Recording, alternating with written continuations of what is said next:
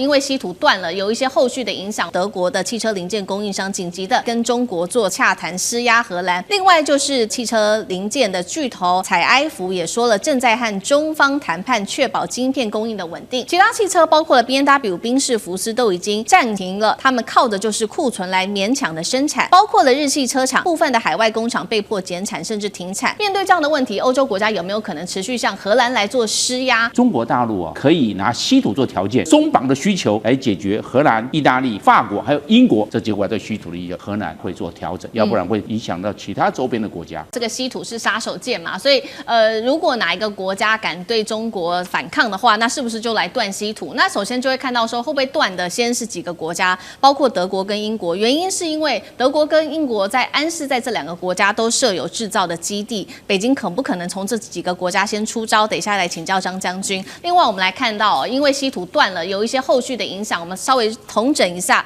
美欧日汽车产业的冲击。首先是德国的汽车零件供应商紧急的现在赶快跟中国做这个洽谈，施压荷兰。另外就是德国的汽车零件的巨头采埃孚也说了，正在和中方谈判，确保晶片供应的稳定。其他汽车包括了 BMW、宾士、福斯都已经暂停了，他们靠的就是库存来勉强的生产，包括了日系车厂Honda、本田部分的海外工厂被迫减产甚至停产。那么日产、尼桑、九州厂的这一些畅销车款已经确定了部分来做减产它的休旅车。其他包括了零组件的厂商来自于日本、欧洲跟南韩，也都使用安氏他们的晶片，全部都会受到波及。接下来北京可能先断了哪一些国家的稀土来处理这样子的问题呢？面对这样的问题，欧洲国家有没有可能持续向荷兰来做施压？张将军又怎么看？我认为这个是复合因素，这个复合因素会让荷兰来做政策调整。那我认为有3个。第一个，在10月30号的时候 ，APEC 在韩国釜山召开，这个川普跟习近平也在那边讲过，这个达成一个共识，这个贸易战呢要延缓1年，大家又降了这个双方的税率，不管大豆也好，这个芬太尼也好，对，还有是相关的税率都向下做修调。换句话说，贸易战是走上缓解的趋势了，不然大家不会彼此。中国大陆也把这个门打开了，美国也把门打开了，这很清楚了。那美国对荷兰的常备管辖的影响力也要下降，因为这个两个巨头都碰面了，也达成了局部的共识了，那相关的政策就要下面做一些相对的、相应的调整。我认为这第一个。第二个，我们来看晶片它是有急迫性的。汽车，你不管传统的汽车、这个油电车，或者是这个自驾的，都需要晶片，或多或少这样。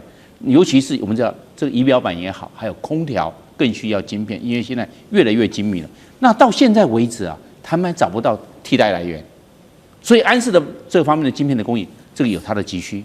那你这样的话会造成他们的需求性的压力，他有需求，那中国大陆这就是他，那你有需求，我中国大陆是供应的，那我在这方面我就掌握了主动权。第3个，最后一个我们来看就是中国大陆可以拿稀土做条件，那以稀土的松绑的需求来解决荷兰、意大利、法国还有英国还有荷兰，这结果对稀土的需求，要不然稀土被抓住之后，不是汽车业，包括光伏，包括医疗的设备。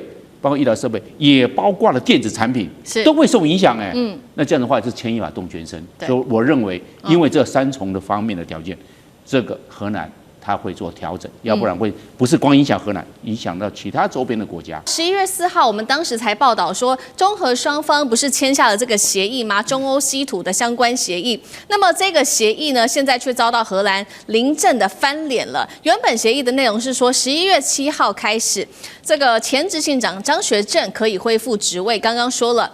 这个荷兰突然间翻脸了。最新消息，荷兰说了，张学正不能再担任执行长。还不止如此他还说，依照10月7号当时的法庭裁定，不止他不可以担任执行长，而且还要暂停他担任董事的职务。另外，继续死扣安氏的控制权不放。北京震怒了，他说：“你这样做是伤害中企的权益，你这样做，我们接下来会展开报复，这个后果是要自负的。”节目一开始要请教将军怎么看了？荷兰这一步反悔，它是蓄意的还是临阵的反悔？中国接下来如何请国家之力来帮助张学正报复呢？以后其他的国家还敢和荷兰这个海盗国家做生意吗？将军怎么看？我想说这件事情，我们还是要回溯一下整个事情发生的过程哈。安氏是一个半导体公司，它做的是车子的晶片，大概每一辆车子哈，大概会用到600片的晶片。它这个晶片其实是不是很先进，也不是连成熟制程都谈不上哈。它甚至于这个荷兰称它是一个鸡饲料的一个晶片，就是它很便宜，大概每一片晶片原来的售价才25分美金而已哈。那最近是涨价了，涨了4倍到1块美金，那也是因为供货中断，所以你看它25分美金一片，事实上不是很贵的，可是它就是关键性的车辆必须要用的一个关键性的一个晶片哈。那荷兰的安氏原来做这个晶片，但是由于它经营的不好，所以造成亏损。在这样亏损状况之下，当然有需要外来的资金。这时候文泰文泰这个企业，就是中国的文泰企业，也就是张学正的这种企业公司，就把它陆续把它整个买下来。那这样的话，当然 CEO 应该就是由张学正来担任嘛，董事长，因为他本来就是我出了钱把这家公司买下来。但是这个荷兰完全就是抢夺方式，他借着一个什么理由呢？大家听一下，你觉得这个理由是合理可以去把人家企业抢下来吗？而且不是说是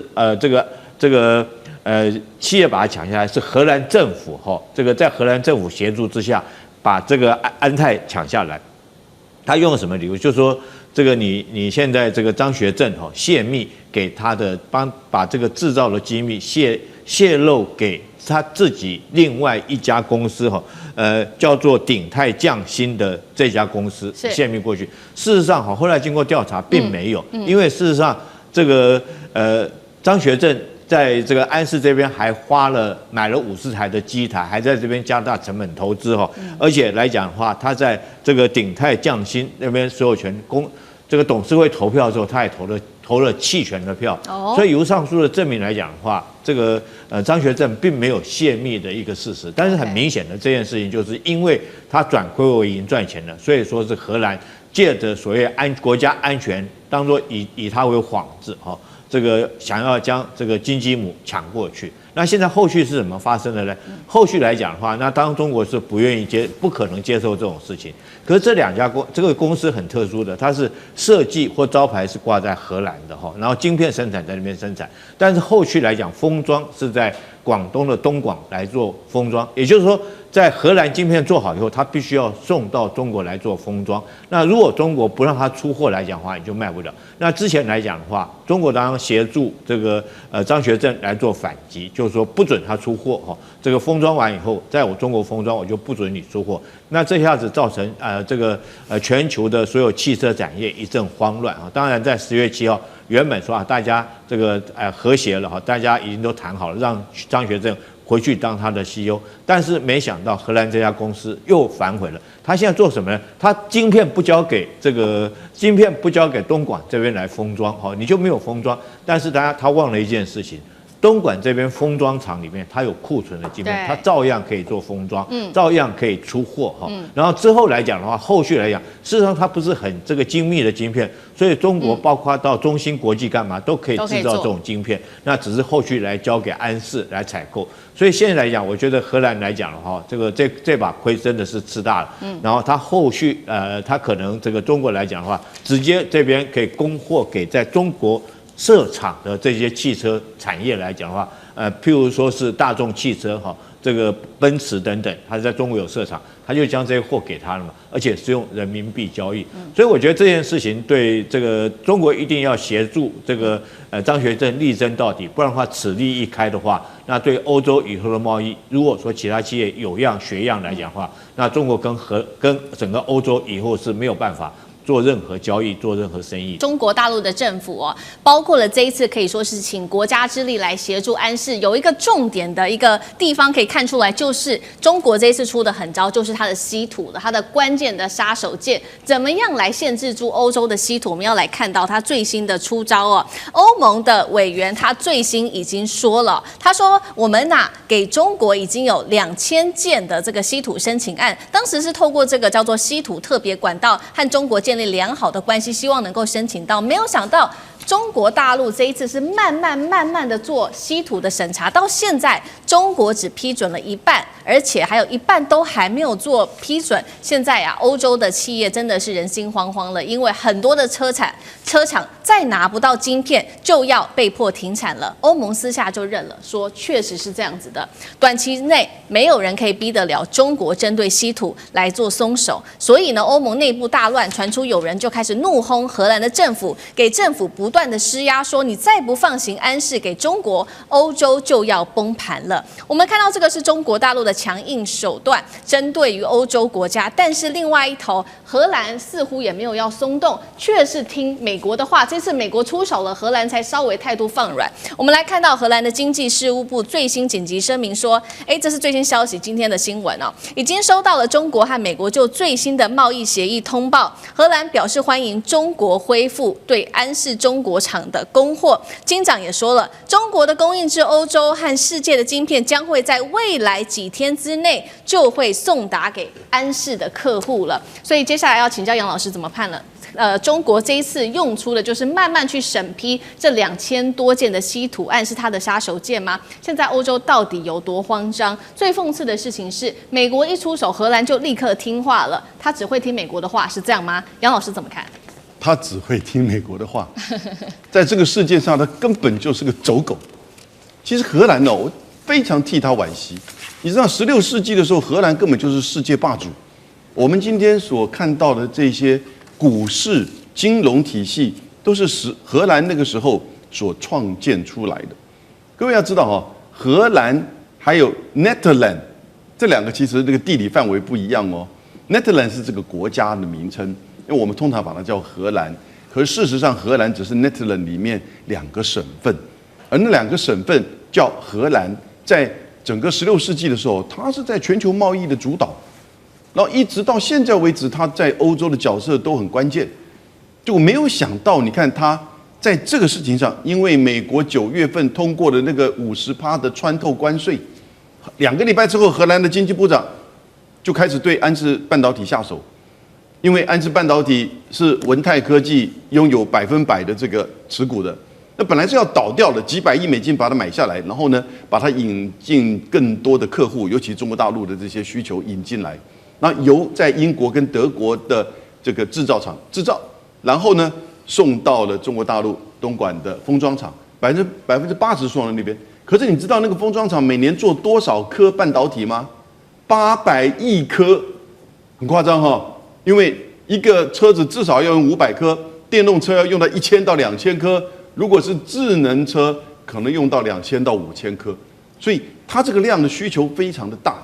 那这个跟国家安全什么关系？我跟你讲，没有车子做不出来才影响国家安全的。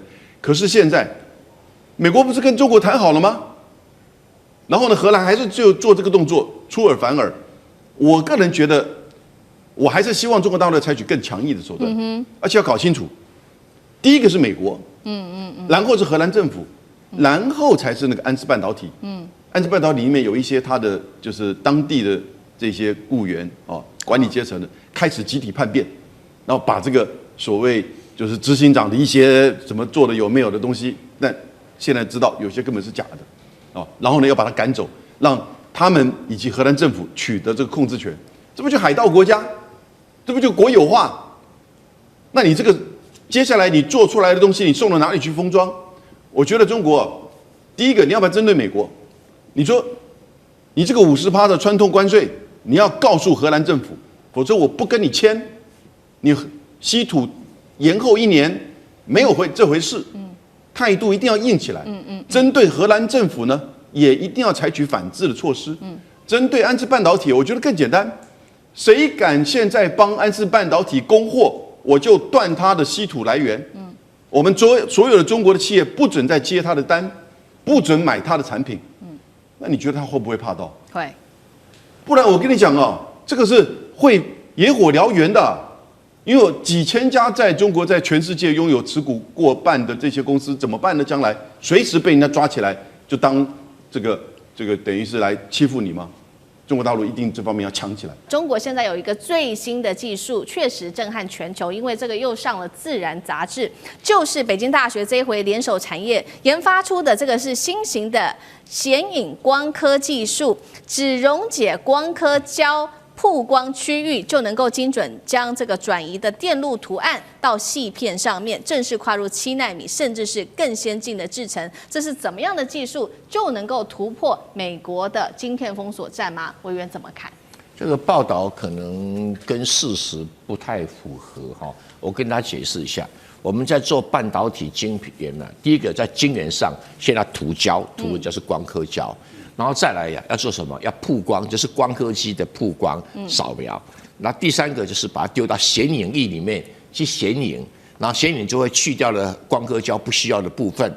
那最后呢，再数刻，把它在上面去刻出线路来，大概经过几个手续，每一道手续都可能会有一点点不良率，然后每一道手续累积下来，就整个产品的不良率就构成你在半导体制造的成败。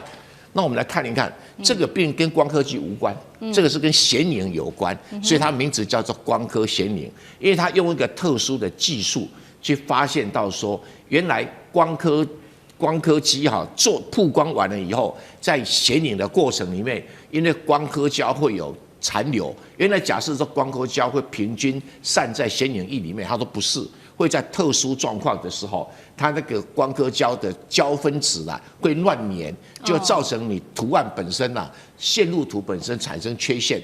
所以用它所提供的方法，在7奈米的制程里面，可以把这个显影过程里面的光刻胶的残留造成的不良率下降99%。那这个当然是一个提升良率的一个方法。对然后再送去数科的话，会做出更好的。有良成品但这个不要把它看成是光刻机，跟前面的制程是没有关系的但是这个对于全世界制造7奈米的一些半导体厂，那可能都要花钱跟他买这方面的专利技术了不管台湾的台积电或美国的有一个买，但这个是等于是中国大陆在这个做。这种半导体上面一个技术上的进步，因为它本来它的曝光用的光刻机技术就没有很到位。那如果说不良率蛮高的话，可以在这个显影的过程里面降低它的不良率，来去之间相互补偿，就可能会使中国大陆的半导体制造更往前进一步。是好，这个技术可以提升中国大陆在晶片上面的良率是大幅的提升。那另外一方面，同样也是晶片战，我们要持续来关心的是中核之间针对安氏半导体的这个经营权之争中国在荷兰强制接管了安氏半导体之后，大家知道吗？中国厂是立刻断供晶片出口到欧洲国家。那首先是车厂的部分，受到了很严重的重击，不管是欧洲、日本或者是南韩的车厂。那我们大概看到这几个品牌，福斯 B&W 到 Benz， 甚至是南韩的这一些现代、起亚、大众，更是直接被迫停产现在其实呢，来自于德国的媒体，他们非常的忧心做了一个报道。他说，其实这样子的一个断供是2021年疫情之后的第2次的断供的危机，而且这一次恐怕在1周就会做全面的爆发了。德国商报现在更担心的事情是，不只是车厂受到影响，包括了航空业跟医疗、国防在欧洲都会全面的引爆，尤其是供应链的公司，我们要来看到他怎么做分析。他说，光是欧洲的航空跟国防企业全部都是用安氏的晶片，机械工程领域高达95%，医疗领域更是高达了86%，代表说这3个重要的产业，刚刚提到的汽车、航空到机械，1周内恐怕面临停摆问题吗？杨老师怎么看？已经停摆1个厂了。大众汽车在德国专门做德国最畅销的就是高尔夫，那个 Golf 小车子，在这个礼拜已经停产了，就停工了。那接下来大概平均可能20天，因为它有一些库存。那最快的话呢，就是大概如果它做调整，2个月之内就完全没有，所以可能就是20天之后陆续，不只是大众你说 B&W、宾士日本韩国的这些汽车厂，在欧洲的汽车厂大概都没有了。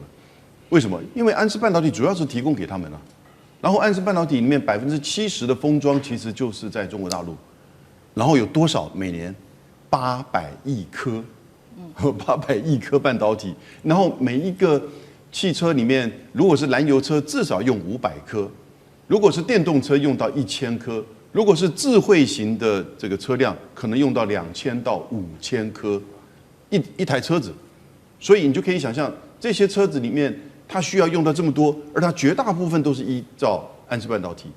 好，那现在你说这个就是美国对它的制裁，然后到了9月份的时候就延伸制裁你海外的子公司，哦，如果超过50%的股份也会在制裁的范围之内，那德国就荷兰就出手了，对，那真的是很糟糕，他不知道这个冲击会这么大，对，哦，他出手之后呢，中国就反制，哎，在中国的70%的封装不准出口，那这个时候所有的用安氏半导体的这个各个国家的汽车厂，尤其在欧洲的，就会碰到停产。那 Golf 已经就是停工了，来不及在就是别的地方来补呢？这个来不及，因为这个量太大。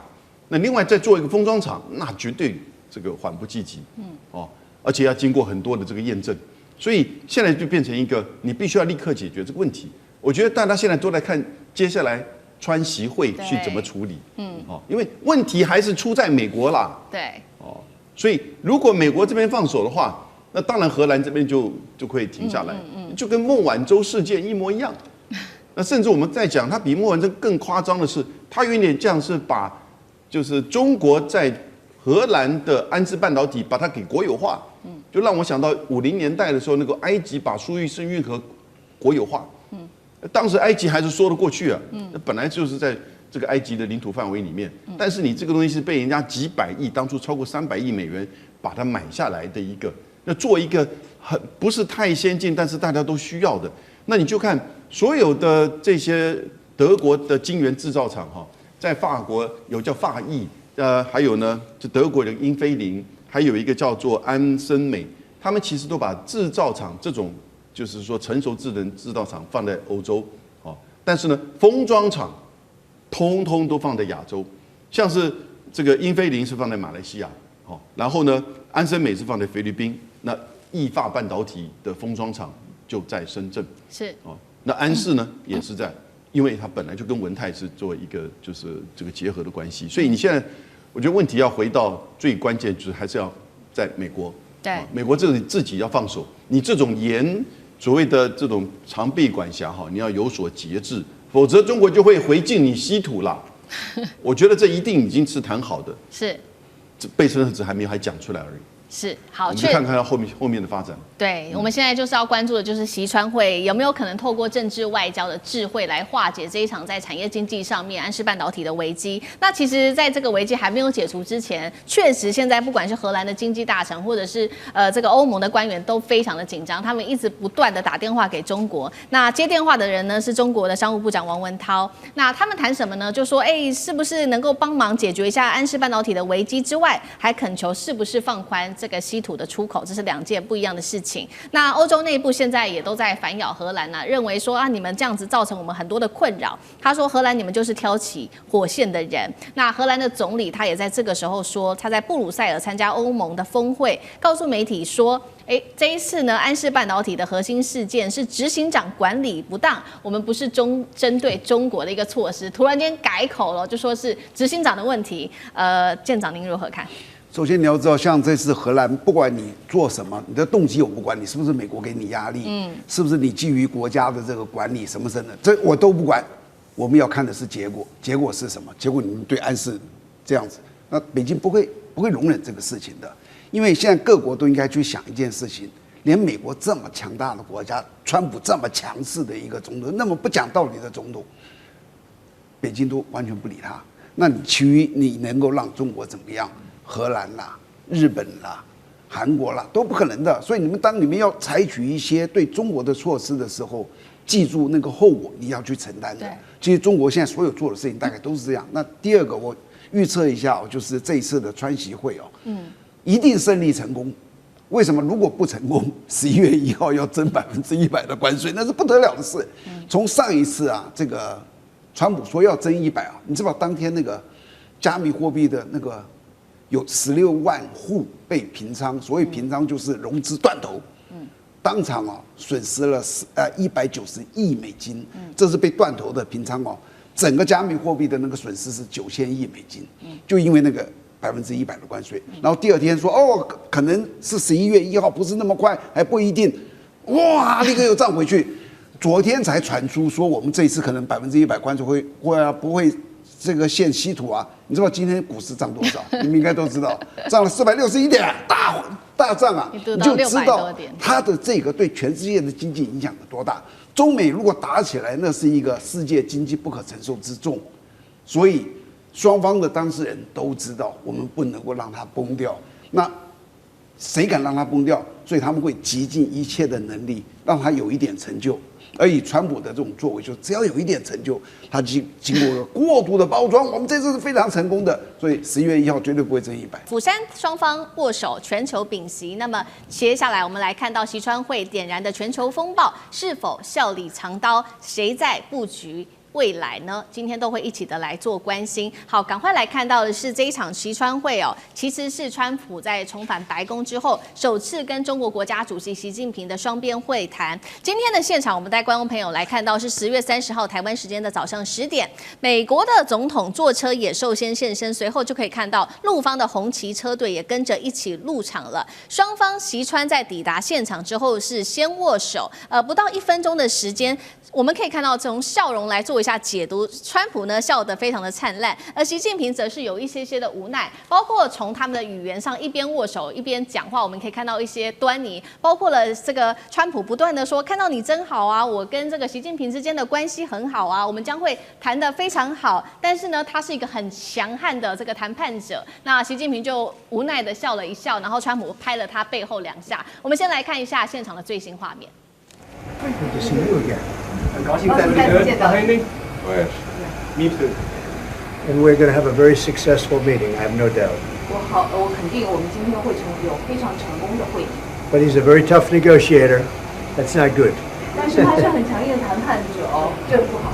好，这个画面播出之后，大家就在说，怎么这个双方握手都是这个川普一个人，好像想要把这个场面弄得很热络，好像想要讨好习近平的这种感觉，并且呢，他也不断的称赞习近平说，能够与一位长期的朋友会面是我莫大的荣幸。他说，习近平是伟大国家的领导人，那么习近平则是冷静的回应，中美可以共同承担大国责任，为世界福祉做出伟大的贡献。这一场谈判当中哦，包括了双方也出动了自己的经贸团队，不管是美国的财政部长贝森特、国务卿卢比欧，甚至商务部长卢特尼克、白宫幕僚等人，中方的代表则包括了有蔡奇、王毅、何立峰等等的人。这一场会议后来双方呢总共是进行了大约100分钟的时间，随后呢双方就步出了会场，那么也是这个展现笑容，看起来好像谈得不错。那么有一些比较实质的内容是川普宣布，带观众朋友来看到最新消息哦，美国对中国大陆的关税将从57%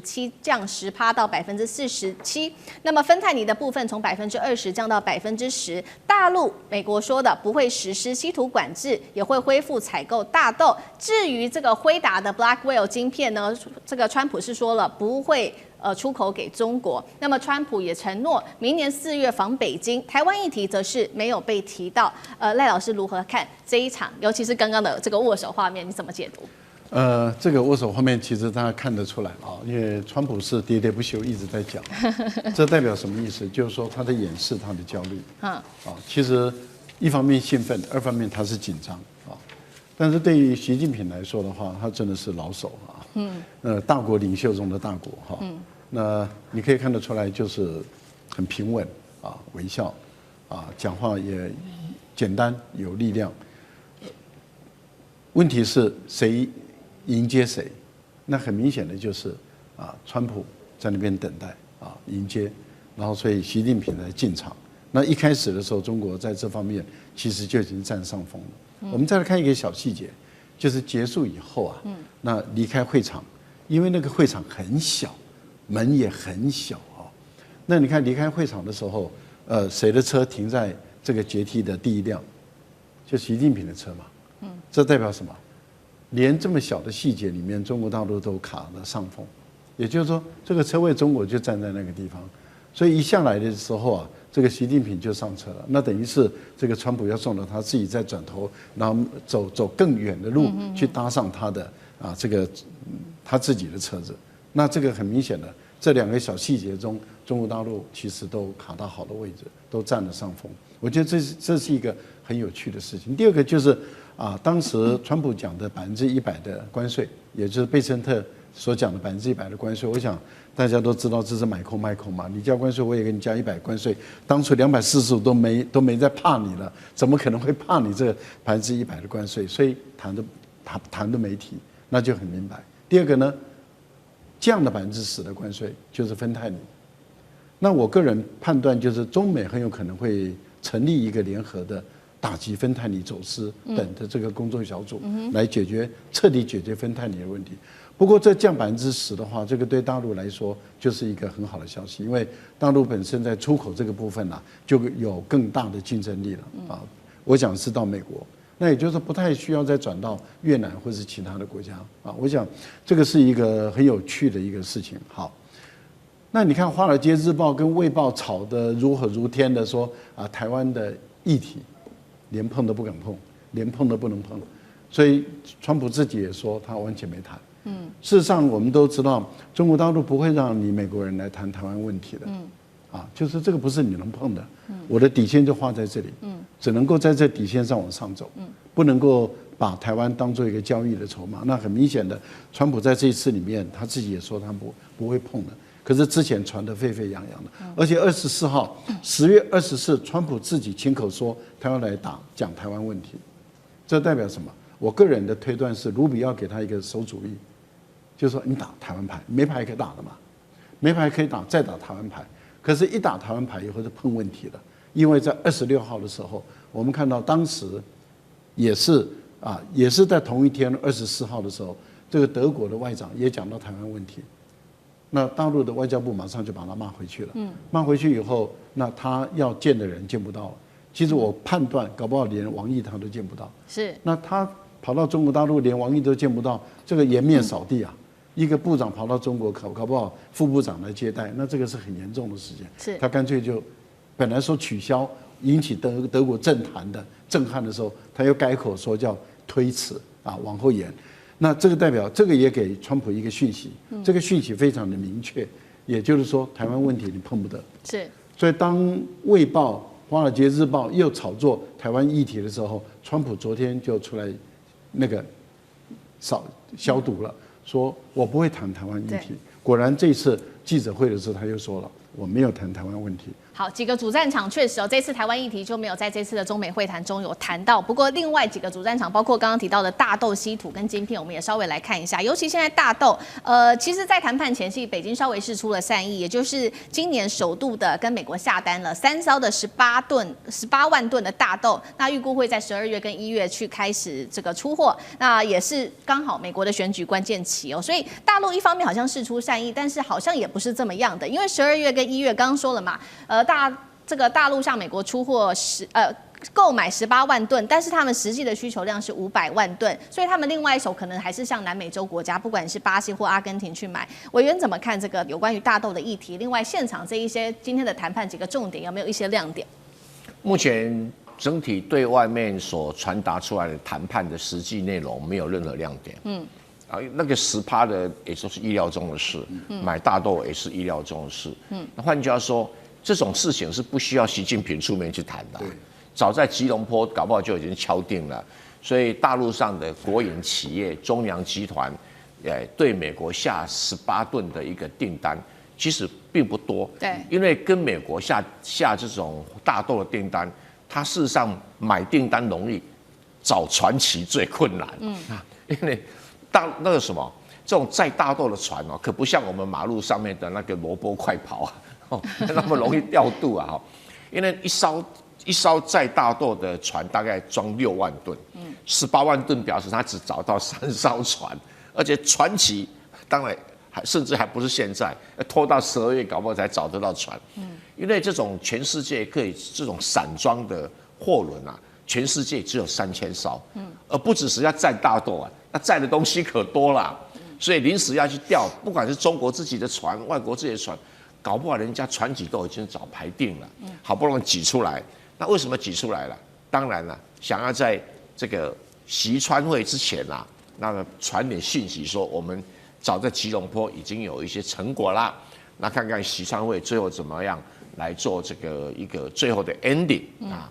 那这个当时在吉隆坡谈判的时候，就有讲到说，中国的稀土的限制要往后挪，时间往后挪，然后这个要买美国的这个大豆，但你买多少啊，并不清楚啊，没有讲。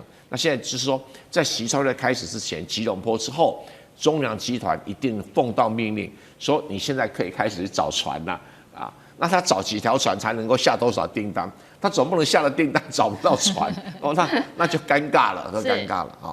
而且前段时间，我印象中哈，很多船运公司载这种东西，大部分都是载巴西的跟阿根廷的船，啊，这种船真的是不好找，很多都是要差不多半年以前哦排好船期了，所以他现在只找到3艘，那消息就出来了啊，就出来。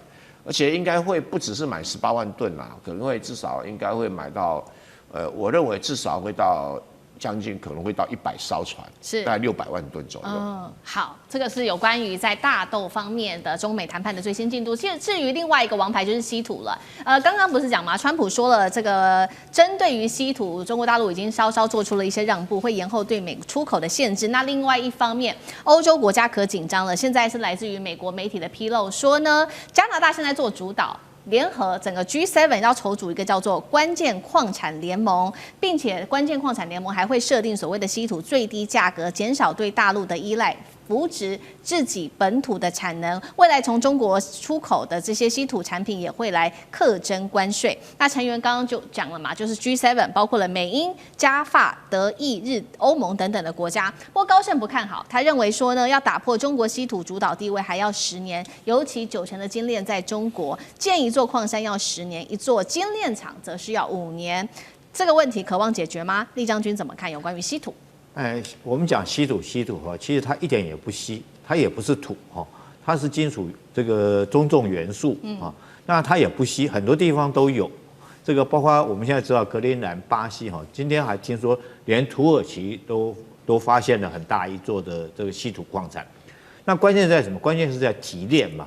那这个我们都知道，现在中国提炼技术几乎已经占了全世界产量的99%以上，哈，几乎都在中国提炼。那以往来讲，这些国家的土都要运到中国来做提炼。那中国在这个方面提炼技术，可以说是它独门的绝活了哈。你各国不是这么容易就可以学得去的，而且你们很久都没有做这个工作，因为你们认为说是稀土的提炼哈会造成环境的污染。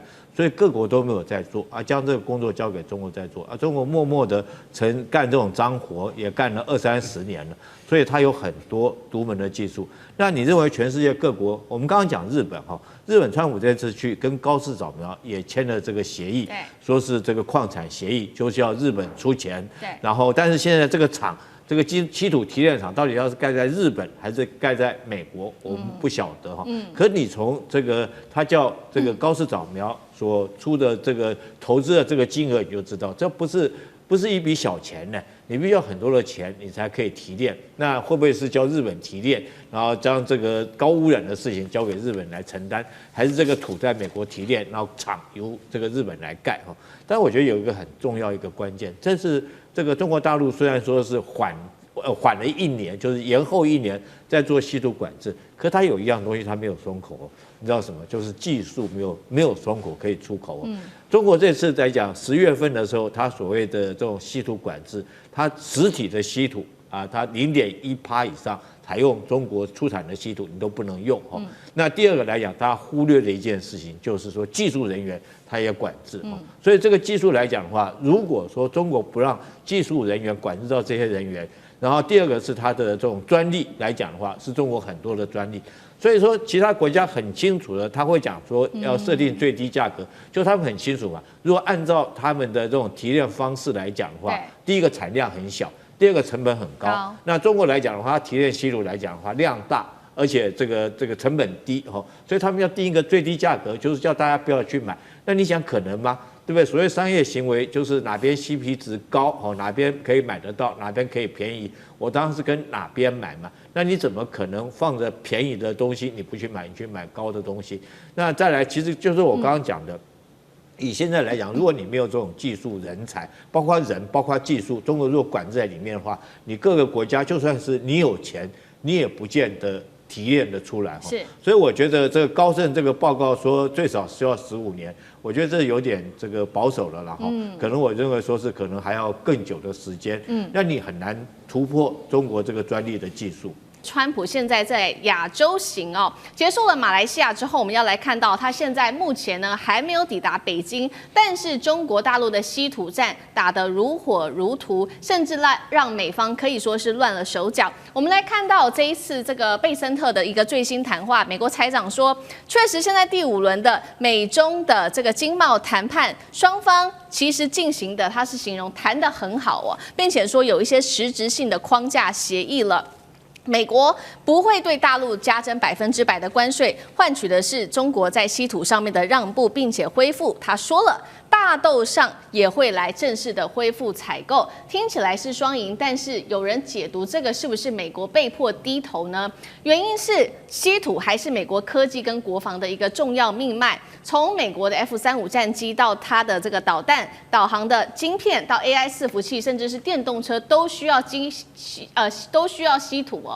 而大陆它掌握了60%的稀土的量产跟精炼技术达到了90%，所以川普这时候赶快急着求着其他的国家一起来做稀土，包括刚刚提到的澳洲签下85亿美元的关键矿产合作案。而在这一次他特别访问东协国家，也拉拢了这个3个国家泰国、马来西亚跟柬埔寨一起来个别签订协议，希望一起来做稀土，分散对于大陆供应链的一个高度依赖。但是讽刺的事情是，这个协议都跟东协都还没有正式的先生效哦。贝森特已经正式的宣布了，美国不会考虑提高关税，为的就是换取大陆的稀土出口管制哦。所以我们这一个节目一开始要来特别请教杨老师怎么看了川普这一次的亚洲行，究竟是贸易谈判还是一个外交上面的投降？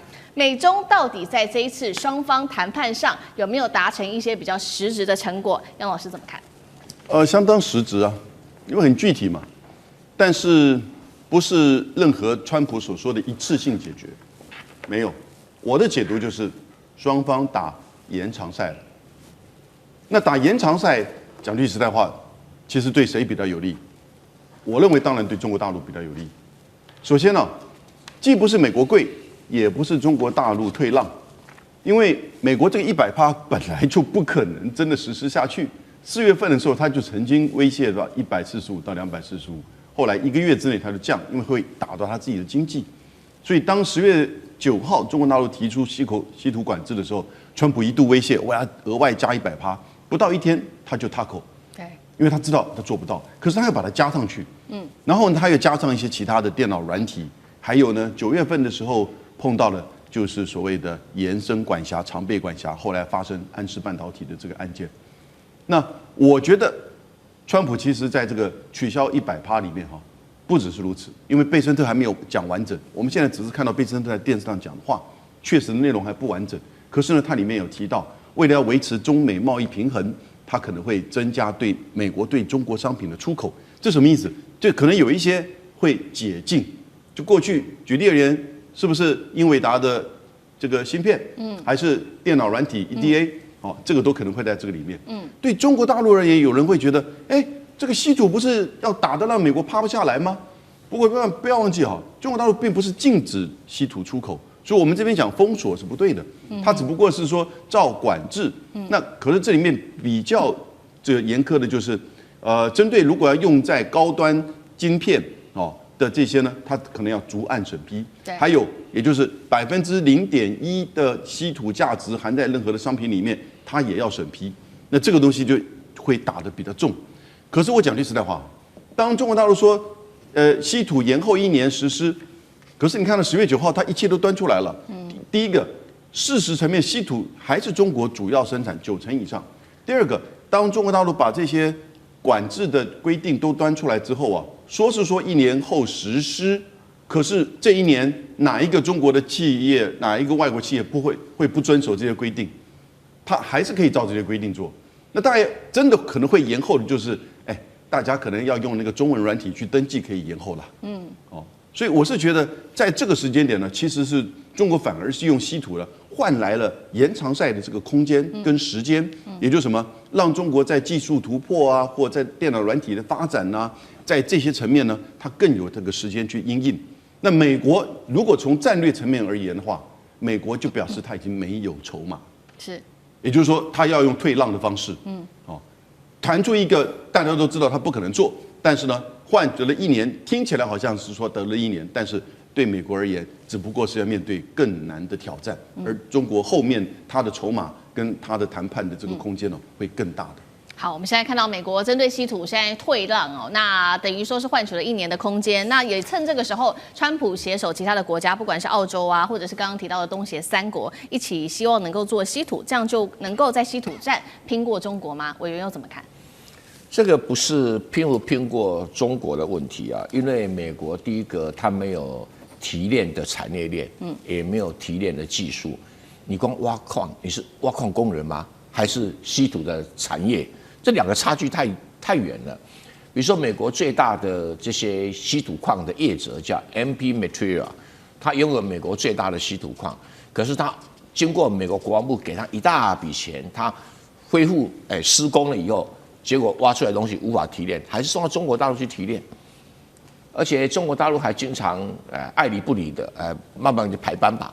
这个就是美国的窘境。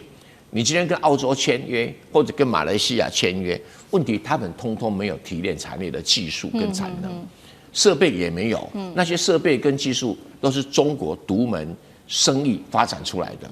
那你做不到这一点，你要所谓替代中国，这个叫缘木求鱼。不过这次的谈判还没有完整的揭露在外界。对，在前面刚开始的时候，美国提到了说2个世界最具影响力的国家，哇，美国终于承认中国是跟他一样是世界上最具影响力的国家。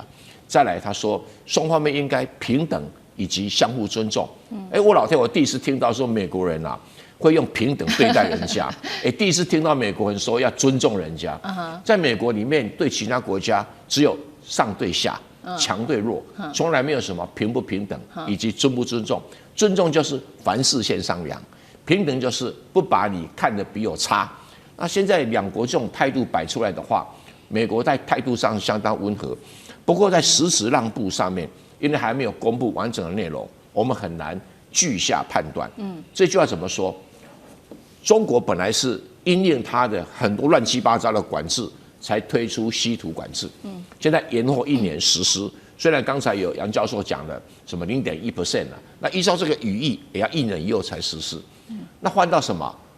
没换到什么而且我还要买大豆，以免这个贝森特这个大豆农民会失业。所以中国让步买大豆同时让步延缓实施这个稀土的出口管制，然后换到的只是美国后来加上来这100% 的关税，这没得到什么啊，没换到什么啊。这个是中国看起来表面上也许它还有别的东西，但至少从贝森特以及所发布出来的这么一个框架，中国是让步的。那为什么要让步？不知道，我们可能要等几天再看得出来说，美国有没有在其他的管制方面啊、制裁取消啊等等。那如果没有的话，那表示中国单方面让步，那这个可能大陆老百姓会不会接受？我是存疑的。尤其是当中美2国已经打得这么热络了，对还要什么关键软体啊，还要这个什么飞机零组件啊等等，对所以我是觉得我们再看看吧，不要这么急的据下判断说中美2国谁让步比较大。好，谁让步还不知道，因为毕竟这个谈判第5轮的中美之间的谈判才刚结束，所以细节内容在这几天的这个新闻上，我们会持续的帮观众朋友来做关注。刚刚讲到了大陆手中的2个筹码重点之一，除了稀土之外就是大豆了。确实，这一次美国财长贝森特他自己在电视上面亲口说：“我本人就是大豆农民，中国拒买美国的大豆让我非常的痛苦。”那确实呢，我们看到近期中国大陆从这个不管是阿根廷啊，啊，或者是巴西来做大量采购，造成美国的豆仓。上次我们看到了嘛，这个因为豆子太多了，所以整个爆满之后还爆裂哦，那价格也暴跌。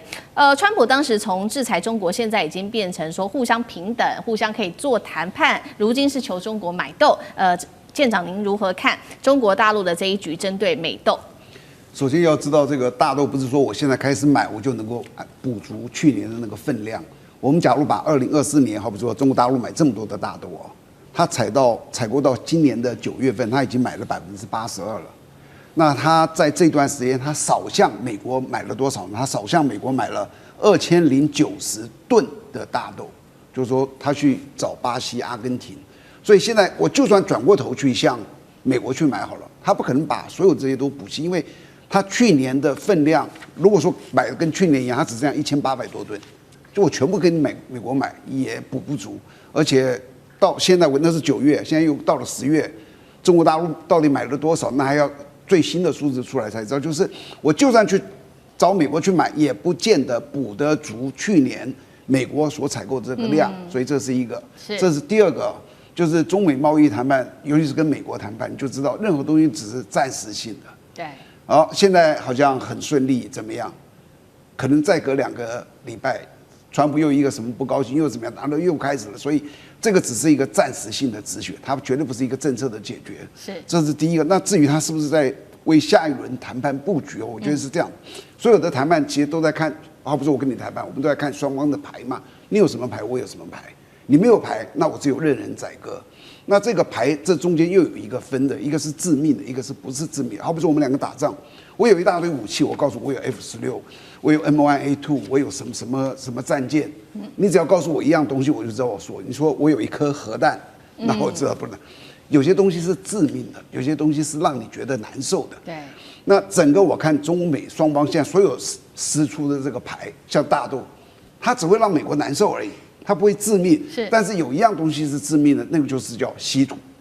稀土只要中国卡死，美国是过不下去的。它不可能10年的军工哦，就是说停摆。然后我现在来看，我不要说讲得很细，我现在去分析一下中美的这个贸易战哦，最后中国一定胜。它的原因有4个，第一个原因就是稀土的原因，因为只有它有致命的，美国没有一样东西是中国致命，这是第一个。第二个。美国是一个分裂的国家，中国是一个团结的国家，而且美国的分裂不是说民主跟共和2党分裂，是它政府里面就有一个叫做什么建制的一个政府，那个建制的政府现在在跟川普政府是在作对的。那第3个就是一个是兼职的，一个是业余，一个是职业。中国所有谈判的都是这个职业的，美国都是你看像贝森特原来在干嘛，他是业余的。第4个就是中国因为它的体制的问题。所有的官员都是一个很长远的战略规划，可是美国只看这几年，川普就看他这3年，他不会看很远，所以就这4个原因，中国拉长看他一定会赢。